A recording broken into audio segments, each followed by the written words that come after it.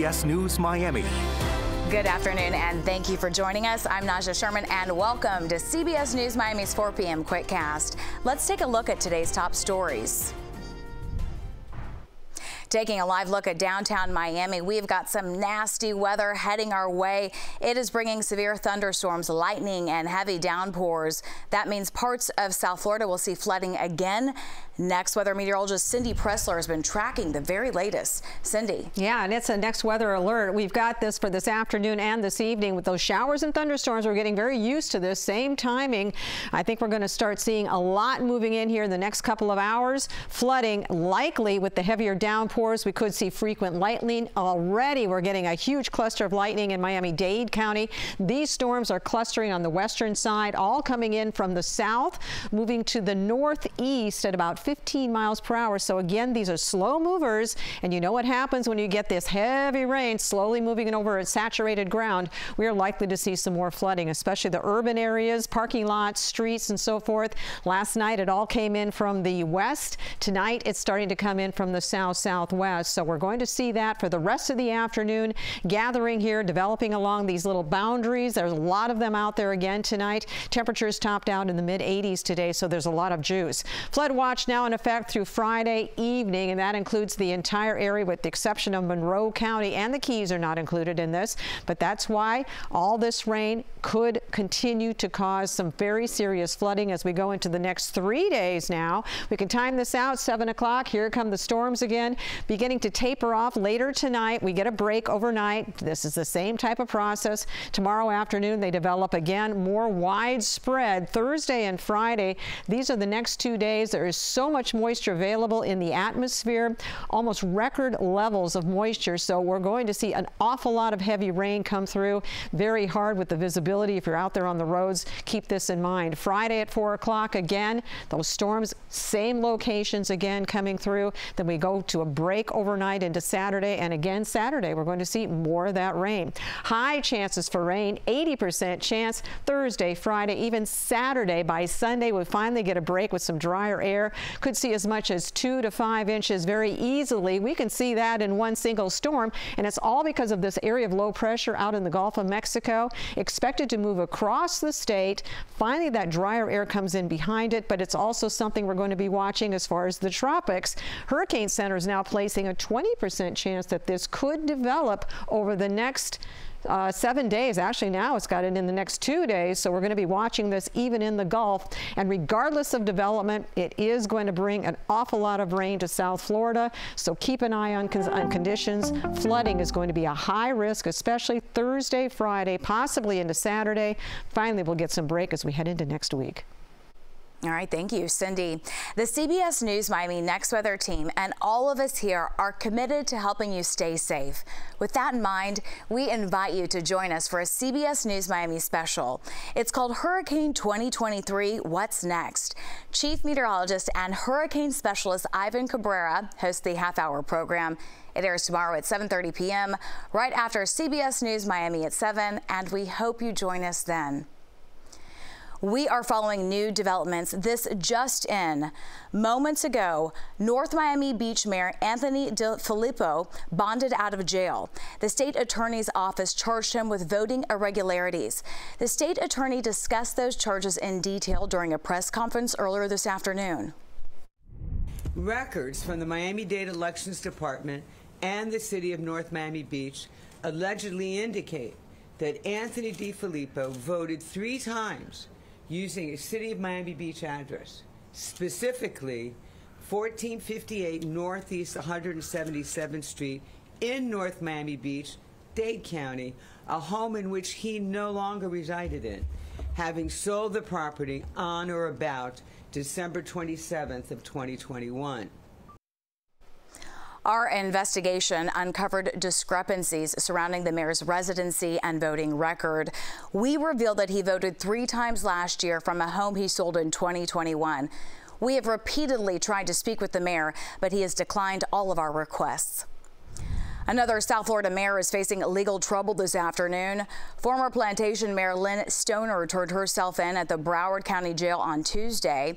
Prosecutors say Stoner faces a charge of official misconduct, a third-degree felony, 1 count of falsification of records, a first-degree misdemeanor, and 2 counts of influencing a building official, a first-degree misdemeanor.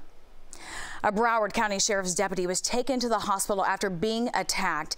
Investigators are still at the scene at a hotel in Dania Beach. CBS News Miami's Jacqueline Quinn was at the scene, and she has the very latest on that deputy's condition. The condition of that deputy is not known at this time, but he was taken to the hospital for treatment. As far as the scene right now, we're still seeing a heavy presence with the Broward County Sheriff's Forensic Response Unit still at the scene. Broward Sheriff's Office got the call at 5:45 this morning regarding a disturbance call at this Roadway Inn and Suites right off of East State Road 84, just before I-95. Shot fire. They tell us a deputy who arrived on the scene tried to engage with a man at this hotel, but that man attacked him. I got hit in the face. One shot fired. In response, BSO says the deputy shot his gun, but it does not appear the man was hit. Meanwhile, this led to a heavy response from law enforcement, including members of the SWAT team. BSO says the man barricaded himself in a room, but he was later safely taken into custody while the deputy was taken to the hospital. So it's like pop, you know, like a gunshot, but you know, it sounded more like a BB. Everybody was like, there's a SWAT team out there, so you can't go out there to the car, because like our car on the same side where they got it blocked off at. A little terrified because it's like this is where I work, and terrified. And the sheriff's office tells us their homicide and internal affairs unit are also investigating. In Dania Beach, I'm Jacqueline Quinn, CBS News, Miami.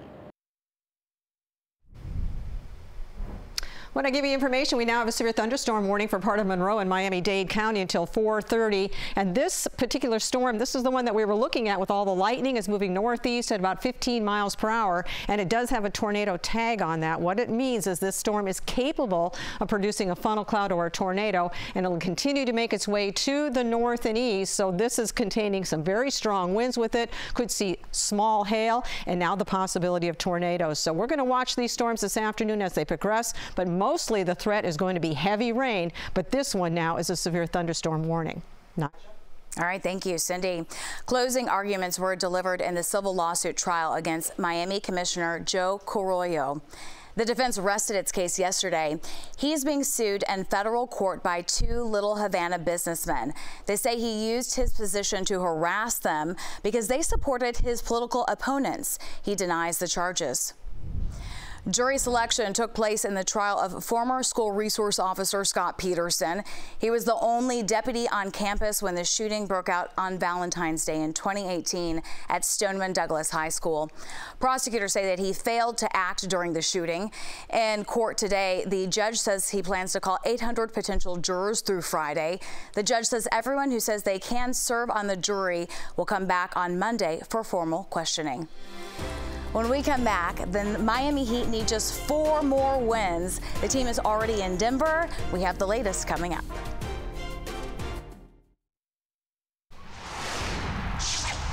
Welcome back. We are now just 1 day away from the start of the 2023 NBA Finals. The Heat and Nuggets will meet in Mile High City for the NBA championship on the line. CBS News Miami's Mike Cunho is in Denver with a preview.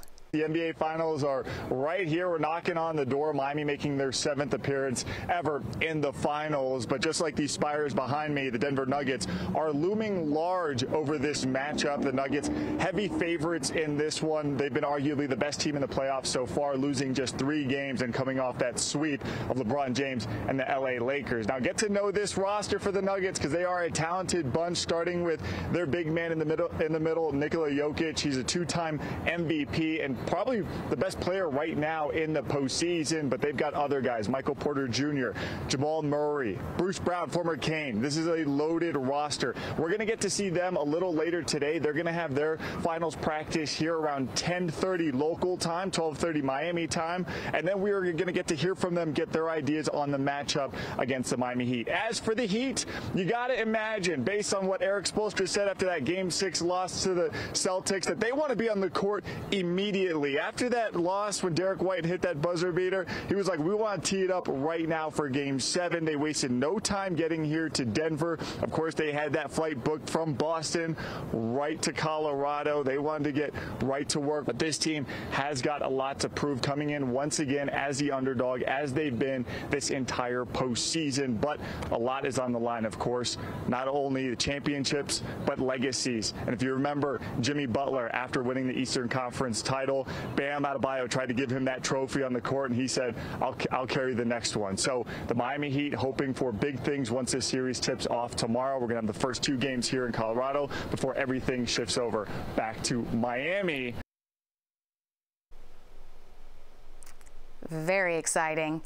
That was Mike Cunha reporting. Make sure to catch Mike along with Jim Barry in Denver for games 1 and 2 of the NBA Finals, and look for their live reports right here on CBS News Miami. The Stanley Cup has found its new home right here in Miami. We're just going to claim that. Here is a look at the official Stanley Cup trophy in the CBS Miami studios. Game 1 of the Stanley Cup Finals will start at 8 p.m. Saturday, and the Panthers are ready for the hunt.